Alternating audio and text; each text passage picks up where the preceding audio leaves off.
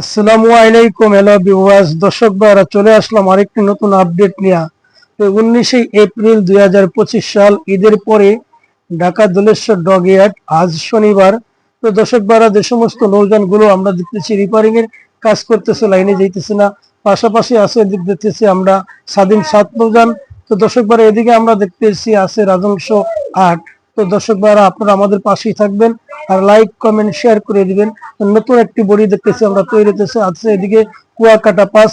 তো দর্শক ভাইরা, আপনারা ইনশাল্লাহ আমাদের পাশে থাকবেন, লাইক কমেন্ট শেয়ার করে চ্যানেলটা সাবস্ক্রাইব করে আমাদের পাশেই থাকবেন।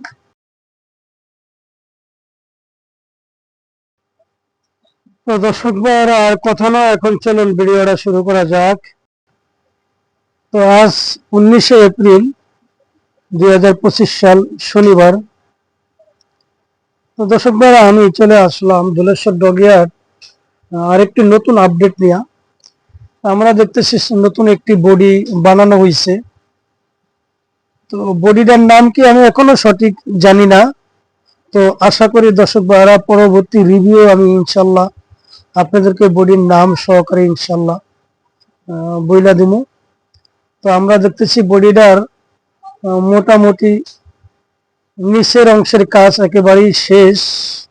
উপরে ছাদের আমরা দেখতেছি 3 অংশের 2 অংশ কাজ শেষ, সামনে অল্প কাজ বাকি আছে।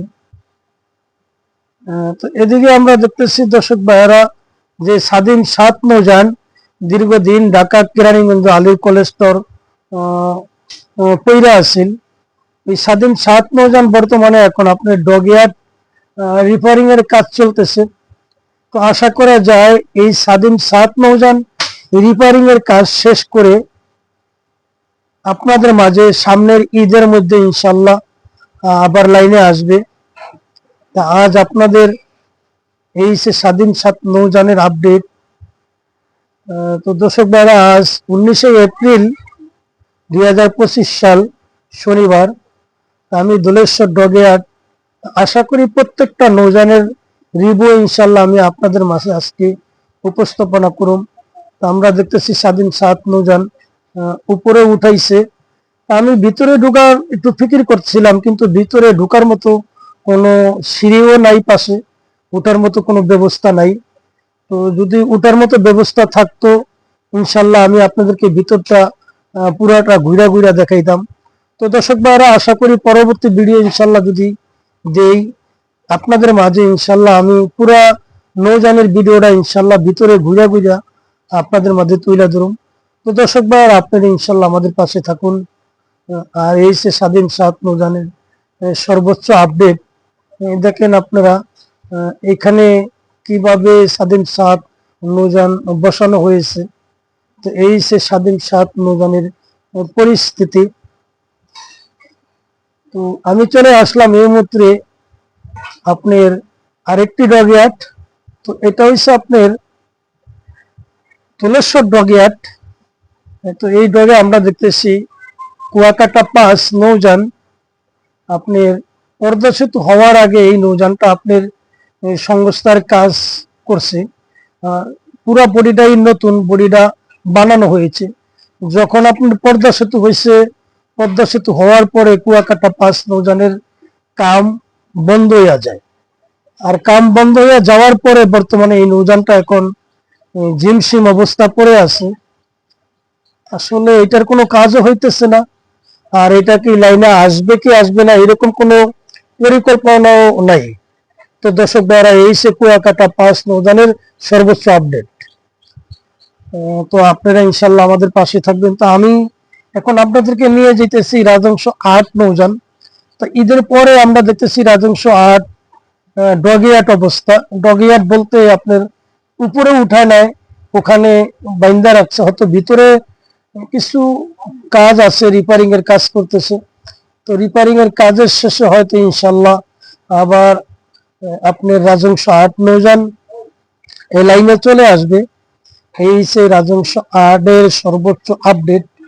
তো এটা হচ্ছে ঢাকা কেরানীগঞ্জ হাসনাবাদ ব্রিজ।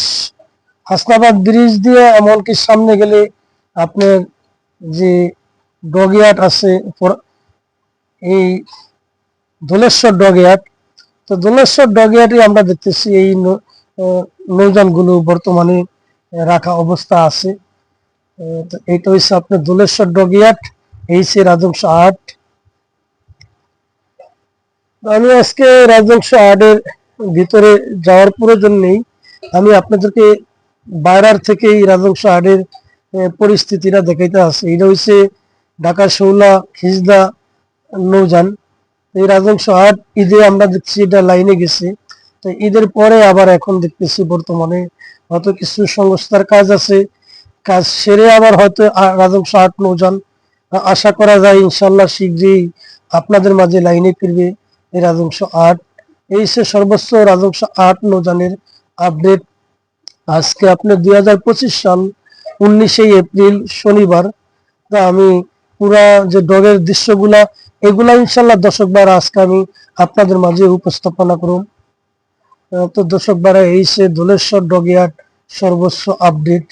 তো এই যে দেখেন পাশে আমরা যে কুয়াকাটা পাস নৌযানের কথা বললাম, এই সে কুয়াকাটা নৌযানের পাশের যে পিছনের দিকটা দেখেন, যেটা আমরা আপনাদেরকে দেখাইতে আছি দর্শক ভাইরা দেখুন, এই সে কুয়াকাটা পাস নৌযানের পিছনের দিকটা। কুয়াকাটা নৌযান পাস কিন্তু বিশাল বড়, বরিশালের লাইনে দেওয়ার খুবই ফিকির ছিল, বিশাল বড় এক বিলাসবহুল নৌযান।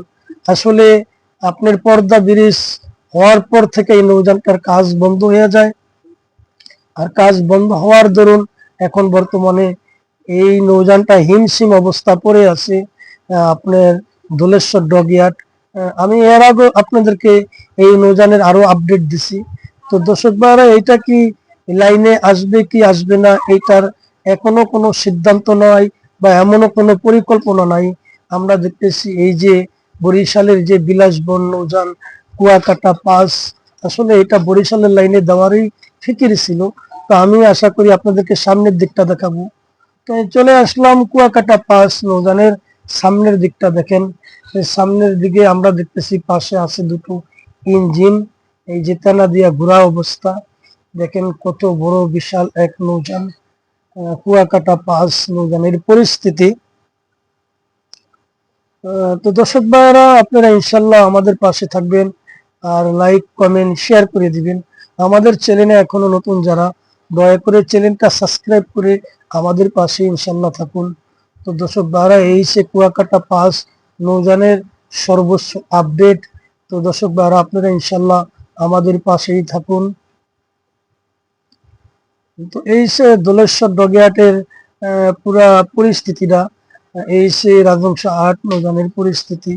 তো এই দেখুন আপনারা। তো দর্শক ভাইরা আজকে 2025 সাল 19শে এপ্রিল শনিবার, 2025 সাল 19শে এপ্রিল শনিবার। তো আমি আপনাদের কিছুক্ষণের মধ্যে জাহিদ চাই নৌযানের সামনে নিয়ে যাবো। আমি চলে আসলাম জাহিদ চাই নৌযান। দীর্ঘদিন ধরে আমরা দেখছি এটা আপনার ঢাকা আপনার ডগে ছিল। তো ঢাকা ডগে কোনো কাজের কারণে এটা হয়তো সংস্থার কাজ করতে পারে না, জাহিদ চাই নৌযান ওখান থেকে আইন না ধলেশ্বরে ডগিয়াটে আমরা দেখছি উঠাইছে। আসলে এটার কাজ হবে কি হবে না এখনো জানা যাইতেছে না। তো দর্শক ভাই আপনারা ইনশাল্লাহ আমাদের পাশেই থাকিবেন, আর লাইক কমেন্ট করে শেয়ার করে দিবেন। আমাদের চ্যানেলে এখনো নতুন যারা, দয়া করে চ্যানেলটা সাবস্ক্রাইব করে আমাদের পাশেই থাকবেন। তো আপনারা দর্শক ভাইরা ভালো থাকেন, সুস্থ থাকেন। আবার পরবর্তী ভিডিও ইনশাল্লাহ দেখা হবে। আসসালামু আলাইকুম ওয়া রাহমাতুল্লাহি ওয়া বারাকাতুহু।